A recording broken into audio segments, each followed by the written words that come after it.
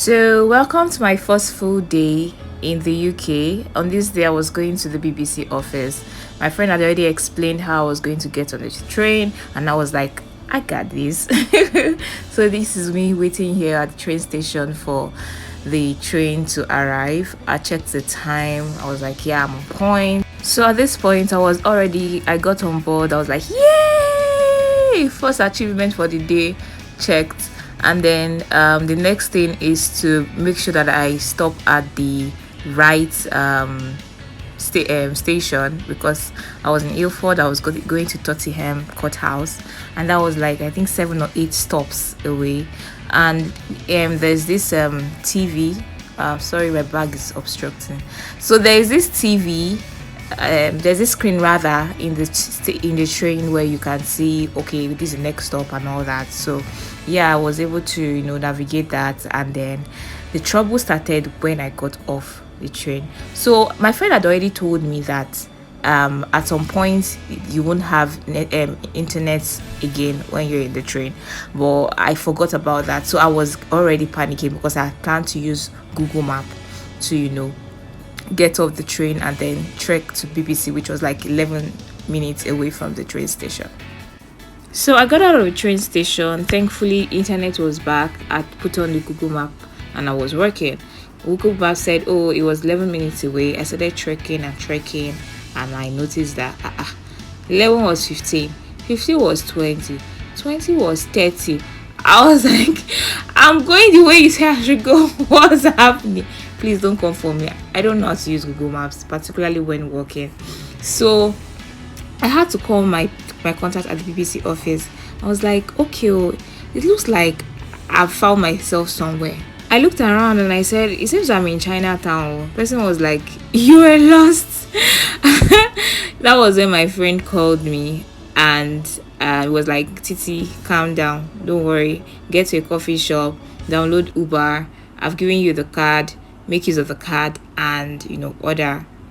And then you might delete. Like, I was already confused. Meanwhile, this particular shot was, I'm just using it in place of the whole moment. This was not the real this thing, because in my confused state I could not even be filming because my head was already very, very scattered.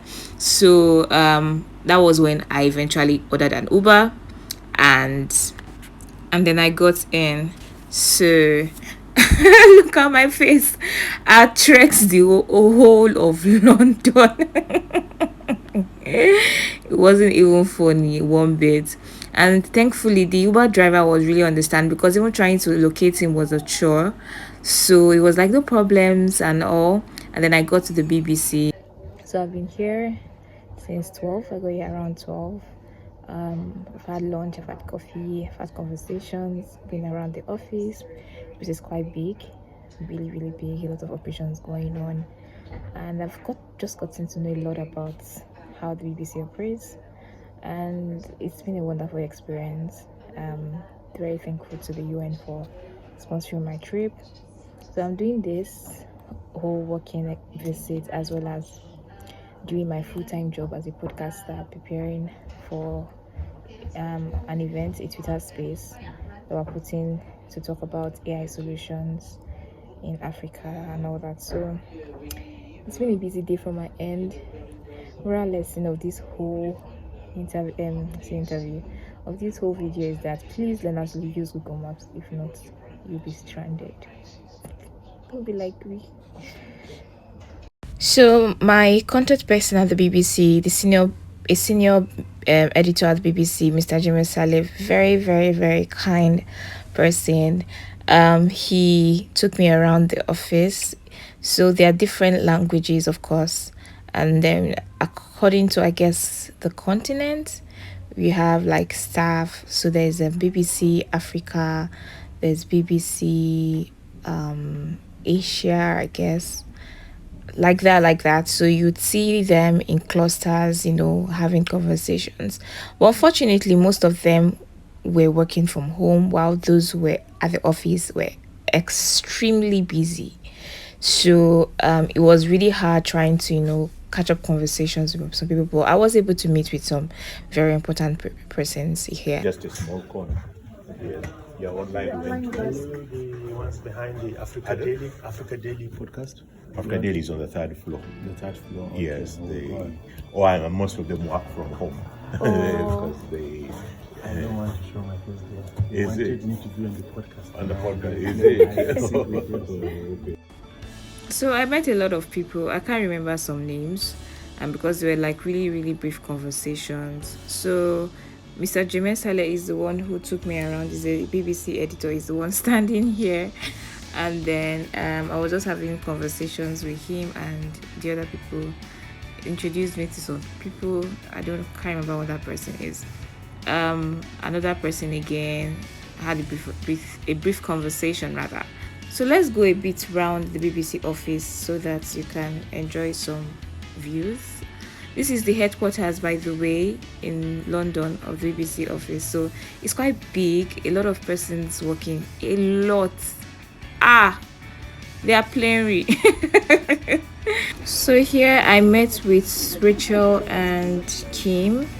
Kim hosts a podcast show, while Rachel is a senior editor also at the BBC.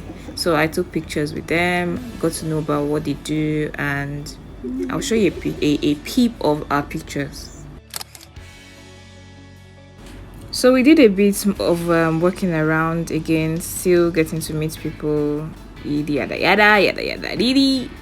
And yeah, so he had to catch up with a meeting, and then I met some very important persons. I met Peter McJob. He is an Emmy nominated journalist who did this I've forgotten the name of this investigation now, but it's covered or uncovered the activities of this Aye court group in Lagos. And we had a brief conversation, very engaging one, about the NSAS and many other things. And then we took a picture. So at this point, a bit more walking around, and then it was time to go home. And it was like, don't worry, I'll walk you to the train station this time around, so that when you're coming the following day, you don't get lost. Thankfully. And yeah, so this was us exiting the BBC office and trying to make our way out to the Elizabeth train line. Yeah, the Elizabeth train line. So out of here, guess what time it is? This is freaking 4 p.m. 4 p.m. and it's dark. So they said they have shorter days, longer nights, and it's really cold. So I couldn't film all the way back to the train because I also needed to conserve my battery. I guess I don't remember. So I needed to eat at this point, although I had lunch earlier. My friend took me to our Nigerian restaurant. Status now, start looking for. That's their business. Tell them I'm single. They say why. He's an almost married man. Again, trying not to make this video very long. I don't like really long videos. So the following day there were a bit more of activities. I went shopping and went to some malls, some boutiques, and like that, and got some few things, a bit more activity, and then I'll take you on the next journey. So also I filmed a bit more. I went to the BBC office, so you get to see more of the things that I did there. So this is where I say bye.